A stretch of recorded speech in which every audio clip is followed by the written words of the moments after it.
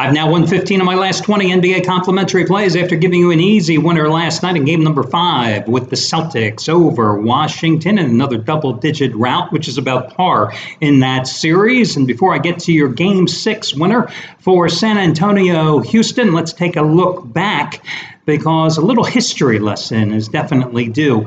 Do you know in playoff history, the winner of Game 5 has gone on to win the best-of-7 series 83% of the time, which, of course, does not bode well for the Wizards and does not bode well for the Rockets either tonight. Now, yesterday I was right on the money, as I have been pretty much throughout the Celtics-Wizards series. I told you Brad Stevens is no dummy, that he would certainly figure out a way to get his team back on track at home when this has been a home-dominated series. Home team now perfect 9-0 straight up in the series, regular and postseason combined this year. Isaiah Thomas, who had been pretty much taken out of the offense for the Celtics after launching the ball 33 times when he scored 53 in game number 2, had only 22 total shots in game number 3 and 4 combined in the losses at Washington. Well, Thomas, once again, was pretty much taken out of the offense as the Wizards keyed on him, and rightly so, in game number 5. But as I noted in yesterday's video report, the key for Boston last night was getting everybody else involved, because in game number 4 particularly, oh my gosh, the Celtics, the rest of the Celtics, not only Thomas, couldn't hit the broadside of the barn.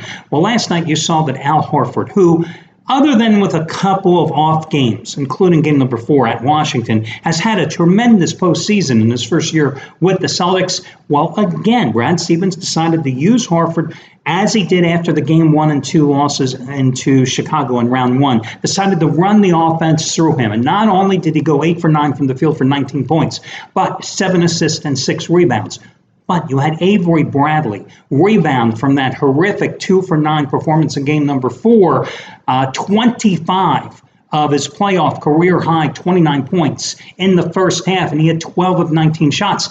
And, you had Jay Crowder, who hit 6 of 15 and finished with 18 points after going 2 for 9 in game number 4 when he only had 9 points. Now, whether or not the Celtics are going to be able to replicate that effort tomorrow night at Washington is another matter. And FYI, just a quick little preview, the Wizards have not won a home game facing elimination since 1988. 0-for-7 in such do-or-die elimination games, so it'll be interesting to see. But again, the flip side of that equation is the home team is a perfect 9-0 straight up in the series. So let's move forward now and talk about this particular game here, game number 6 tonight. The question we have to ask ourselves here, which we obviously don't have the answer, is whether or not Mr. Leonard is going to be playing tonight. He is a game-time decision. Do we expect him to probably give it a go? Why wouldn't we? Would the more prudent thing probably be for him to give it a rest and for the Spurs to try to win this game without him, knowing and the ace in the hole in their back pocket is the fact that they're going to be hosting game number 7 on Sunday at home? Why not give your best player an equal opportunity or a greater opportunity to be fully recovered with more time on your side? But then again, do you want to give the Rockets confidence, give them one more chance, and give James Harden's legs, who clearly were shot in the waning moments of game number 5 the other night when the Rockets blew it, more rest opportunities as well? That's the key. You look back at game number 5, and it was a game the Rockets should have won, as I pointed out yesterday. But, shoulda, coulda, and woulda, those are 3 words that just simply don't apply when it comes to winning games, and particularly when it comes to gambling. Mike D'Antoni, I wanted to make it D'Antonio, but we know that ain't right. The bottom line is he shortened his rotation to 7 players. And you're going into overtime, and you're on the road, and you saw the effect. I mean, you saw James Harden, who was magnificent with 33 points, 10 rebounds, 10 assists, but down the stretch, 1 for 6 with 4 turnovers and just 4 points in the final 10 minutes of that game. And he wasn't the only guy that was really struggling. Eric Gordon played 43 minutes. Patrick Beverley played 41 minutes. Trevor Ariza played 40 minutes. And the offense that relies on so much motion with so much tempo Because let's face it, the Rockets are not a half-court team. They've got to play at that accelerated pace. And that creates all the fast break opportunities. That creates the breaks that gives them the ability to stop, pop, and hit those three-pointers, of which they set NBA records for most three-pointers made and most three-pointers attempted this season. That's their MO. That's how they've got to play at that up-tempo. That all came to a stop. And you saw the Rockets just slow down. They were like a Maserati going through a school zone in the final 10 minutes of the game, and the flashing yellow lights were on.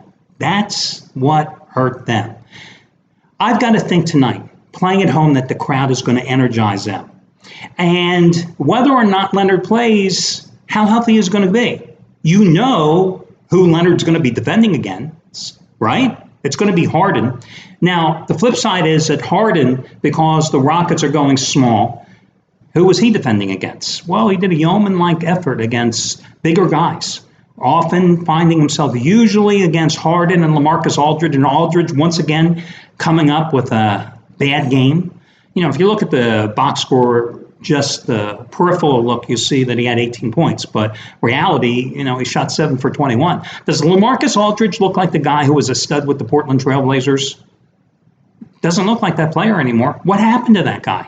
Doesn't even look like the guy who had a strong first season with the Spurs last year. Does not look like that player anymore. What happened to that guy? And if Leonard is not 100%, which he won't be tonight, and if Leonard certainly even doesn't even play, is LaMarcus Aldridge ready to be the focal point of that offense tonight? At times, Harden also found himself going against Paul Gasol. And Gasol, clearly not the player he once was, to be expected because the years have taken their toll, but he wasn't even involved in the offense. 4 points and 5 rebounds in game number 4. So, I think, though, however, that the home crowd is going to energize the Rockets tonight. And that led me to thinking here, are the Rockets going to come out and play at such a tempo at the outset? Would it be worth taking Houston in the first half tonight? Because they're only a 4-point favorite in the first half. Or do I ride Houston and take the Rockets at -6.5 for the whole game?